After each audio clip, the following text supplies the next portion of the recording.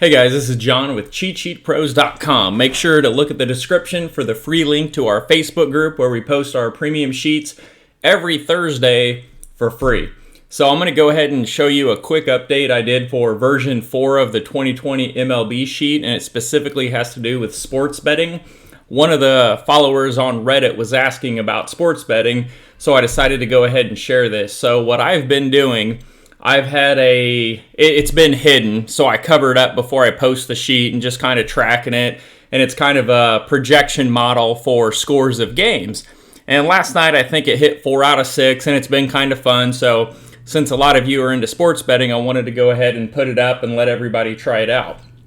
So what I did is I just slid down our Vegas board right here, and then our betting board is right here. Now, the main thing to look at is our projected score in total over here, and then just kind of compare it. Now, I don't have any hard, fast numbers on, what to bet, what percentage, what this and that. Just keep an eye on it. It's something, if you like a game and you see that and it agrees with it, maybe you go ahead and bet it. So right now I'm tracking it.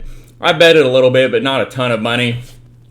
And so I'm going to kind of explain what these other numbers are to save a lot of questions. So the starting pitcher projected xFIP numbers are here and here. So this is showing St. Louis. They're facing this projected xFIP. And so basically what it's doing is it's taking their total xFIP from 2019 and then their total from 2020 and then their split. So for them it would be home. Over here it would be away. Now if the number reads 0, it should pull in a number between 4 and 4.2 depending on who it is. Just so, because if it reads 0, then of course it's going to knock it way down. 4 is kind of the average across the board that's not going to deviate too much. But that's the projected starting pitcher xFIP. And then the bullpen xFIP, I just pulled it for the 2020 season, what it looks like. And then the total projected runs. And this is basically 2/3 of the starting pitcher xFIP, projecting that they're going to go 5 to 6 innings. And then the rest, the other 30-35% from the bullpen, and we just kind of take a split here to give us what it would be.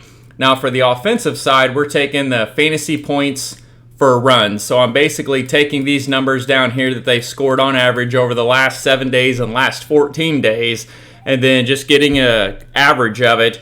And then roughly I figured somewhere between 11 and 12 fantasy points equals a run. That is kind of the number that I settled on. I bounce back and forth, and again, I'm still tracking it.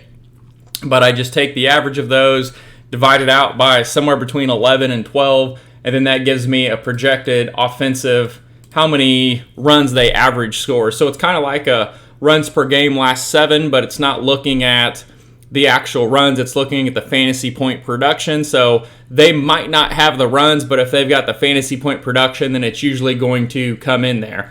Now, one of the things to watch out for when you're looking at these numbers, like here we have a guy that's in the projected lineup. You can see it's not confirmed, and he's got 0s, and then these 2 guys down here have 0s. So, of course, that's going to knock this number way down. So maybe you look at this one and say, hey, I'm not going to play it because I know it's missing some data. Same way if you've got a pitcher that's missing like an entire season, the average isn't going to be as accurate. So with these, and I go through every day, and if there's a pitcher that's not in there or like a player like this, I'll look them up and see if they've got any stats, and then if they do, I'll start. There's usually a name correction. There's a tilde above an A or an O, or everybody's name spelled different. Anyways. So we're dividing out the runs here based on the fantasy point production. So you can see the Cubs here. They've got stats across the board. So 55, 55, they're going to be pretty good. And it's going to project them about 5.03 runs. And then so if the pitcher they're facing is projected, pitcher and bullpen, to give up 3.5, and they're projected to do 5. So what I'm doing is I'm just taking an average of these 2 numbers. I'll split it up if I see something stronger. Like in the future, I was thinking maybe if the pitcher's xFIP is less than 3 or 2.5, then we do 75 or 80% of their projected allowance, and then less on the team. And then we'll go the opposite way, and if the pitcher's xFIP is like over 5, so meaning he's terrible, bullpen's over 4.5, meaning they're terrible, then maybe we go more 80% of what the offense is going to do against him. So I'm still working on a sliding scale, but right now I'm just pulling an average. So you can see here St. Louis at 36. Of course, they get so many games that are canceled. This is a bad one to look at, but this is what the runs are projected at. And then we've got the WRC plus versus pitcher hand. So basically what I'm doing is just taking a factor on the pitcher handedness that they are facing. Excuse me. So 100 WRC plus is kind of even. That's average across the board. If it's below 100, then they're below the average. If it's above 100, of course, they're above the average. So for example, here it's 92.5, so they're a little less than average. Again, it's a righty, so it doesn't really matter, and they're facing a righty. And then the Cubs are a little over, so they're basically 11% above average. So with factoring in what the pitcher should allow, the runs that should be scored on the fantasy point side, and then the factor for the WRC plus, over here we have a projected score and a projected total. So compare this with what Vegas has. So this is the Vegas projected team total for St. Louis, projected team total for the Cubs. Is that really 6?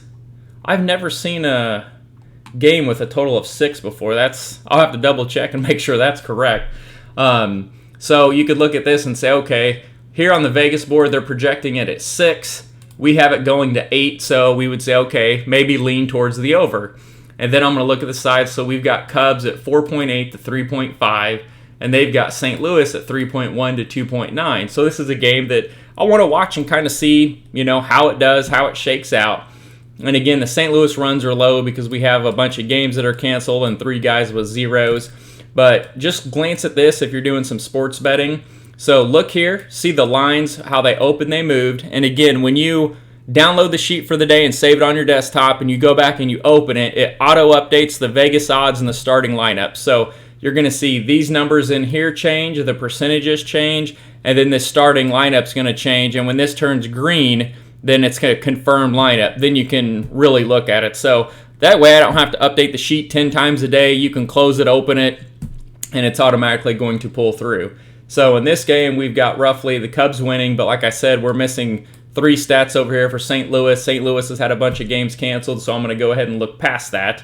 But this is a good idea to watch, and then watch the money total. So I'm just going to look at a couple other games here and make sure we've got data. So we have Cincinnati over KC, so we've got 5.8 to 2.9. So I want to take a look at this. Okay, Trevor Bauer, he's a stud. Another thing this does not factor in is BVP.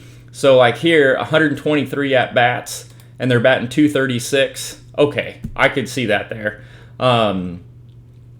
Just keep an eye on that because like you come over here and like Cincinnati's been red hot. I mean, look at their fantasy point production over the last week. They're at 91.5. I don't think I've seen anyone that high per game. I mean, that's phenomenal. And again, this is a showdown slate, so if you're doing DFS, look at that. But they're going up against Brad Keller. So I just want to look and see what his data is. Okay, so he's got a 0 here. So I need to go back, check my number, just see what that's pulling, because that's going to definitely lower their number across there or raise it up. So right now we have Cincinnati projected to win this game by quite a bit. And today's August 19th, so if you watch this video, go back and look and see if Cincinnati won. And then we're going to come over here. Let's take a look at a couple more. So we got the Cubs and St. Louis.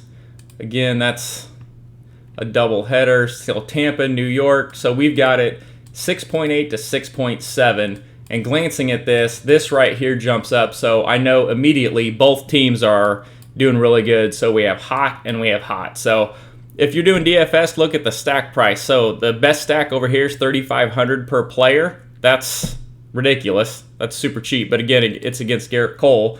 And then over here, it's $4,160. So both teams have been red hot, but they're going up against solid pitchers. So this is where it gets kind of tricky. You can see a lot of money over here is on Cole. He's got 98% of the side money, 99% of the run line, and then 99% of the money's on the over. Now in this, both teams are so hot in their fantasy point production that this is outweighing the projected run. So even when you average it, it's going to make it basically like a 7-6 game. So I don't necessarily think it's going to be there. I can so-called read the tea leaves and tell you that hey, this is probably going to change. Another thing here is that both teams are positive in the WRC plus versus right-handed pitching. So you can see versus right-handed versus right-handing. So New York is 129, so they're basically a 30% bump versus righties. And then Tampa Bay is a 15.7% bump against righties. So that's going to drive this total number up. So I'm probably not going to bet the total, but you could look at the side if you want. Again, that's not a game that I like. It's just something that we're following and taking a look at. And then we got Cleveland and Pittsburgh. So here we've got basically a 4-3, 4-2 game. So we got Cleveland winning. So I like looking at that. Cleveland's been red hot here in the fantasy point production, and that's with a couple guys in the projected lineup, Luplow, Perez, and DeShields, with no points, and they're still putting up this number. So I imagine their number is going to jump to 5 or 6, which you can see Vegas has it at 5.1, so I fully expect that to go up. And then they're going up against Steven Brault. So last year he had an xFIP of 5. This year he's got an xFIP of 5.55. And he doesn't have any stats at home yet, so that number should pull a 4 or 4.2. And so that's going to give him a projected xFIP of 4.93 for the day. And then the bullpen, it's going to come down here and take 4.64. And then we're just going to average these two out. So basically they're sitting at 4.84 runs. So that's pretty close to kind of what Vegas has. And then we're just kind of factoring in, putting a little factor on how the team's doing and trying to correlate fantasy points to runs.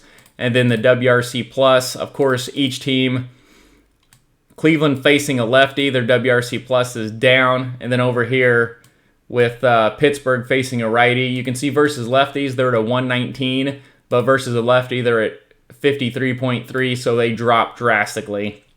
So we basically, this opened at 9, it's currently 9, we have it at 6.5. 97% of the money's on the under, so I would probably leave to an under in this game.